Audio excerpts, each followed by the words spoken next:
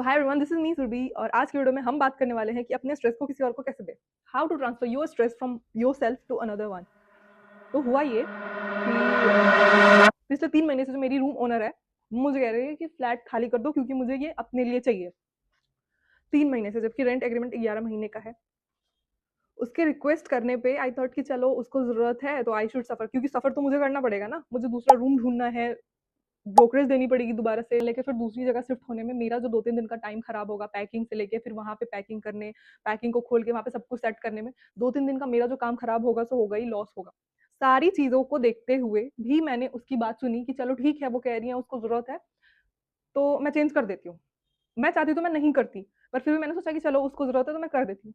अब क्योंकि मैंने उसकी प्रॉब्लम समझी और लास्ट डे जब 11 को 10 को खाली करना था, आई थिंक 11 को सुबह मैंने उनको फोन किया कि मैं अभी चेंज करने वाली हूँ, मैंने कहीं पे फ्लैट देखा है, मुझे उनको सिक्योरिटी मनी देना है, तो मैंने जो आपको सिक्योरिटी मनी दे रखा है वो आप वापस कर दो, मुझे वहां पे देना है।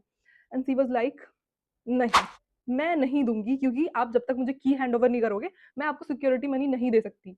ऑल दो आई रिक्वेस्टेड, मैंने उनसे रिक्वेस्ट करा कि देखो मैं कहीं और पे मैंने रूम देख रखा है, फ्लैट देख रखा है, मुझे वहां पे सिक्योरिटी मनी देना है। अब क्योंकि आपकी प्रॉब्लम मैं समझी हूँ तो आपको भी चाहिए ना कि थोड़ा सा तो समझो मेरी प्रॉब्लम, मेरे को दे दो ताकि मैं वहां पे रेंट दे के, सिक्योरिटी मनी दे के मैं वहां पे शिफ्ट हो जाऊँ।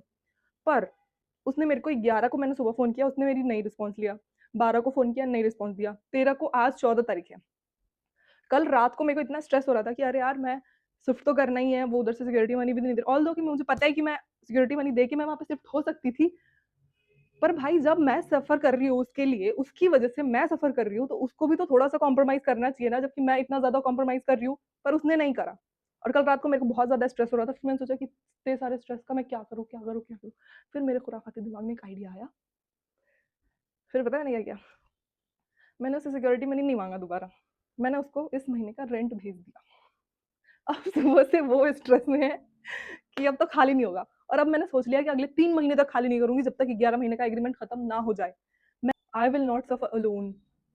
मेरे मेंटल पीस जितना ज्यादा खराब हुआ था ना, उससे ट्रिपल, 4 गुना 5 गुना ज्यादा उसका मेंटल पीस खराब है। सुबह से वो मुझे फोन करे जा रही है, करे जा रही है, करे जा रही है, फोन करवाए जा रही है, करवाए जा रही है, और मैं रिस्पॉन्स नहीं दे रही हूँ बिकॉज शी डिडंट रिस्पॉन्डेड मी। और एक चीज, अगर कोई मेरे रूम ओनर को जानता है, अगर गलती से भी कोई जानता है ना, तो प्लीज वीडियो उसको भेज दो। मैं चाहती हूँ कि वो ये वीडियो देखे, क्योंकि उसने मेरा मेंटल पीस खराब करा है। तो मैंने उसका 3 गुना 4 गुना 5 गुना ज्यादा उसका मेंटल पीस खराब कर रखा है सुबह से अभी तक, और अब मैं सुनूंगी भी नहीं। कोई बात नहीं, ये लो रेंट भी रखो, अब मैं अगले 3 महीने तक रूम चेंज नहीं करूंगी। I don't care how much you want it और how much immediately you want this flat.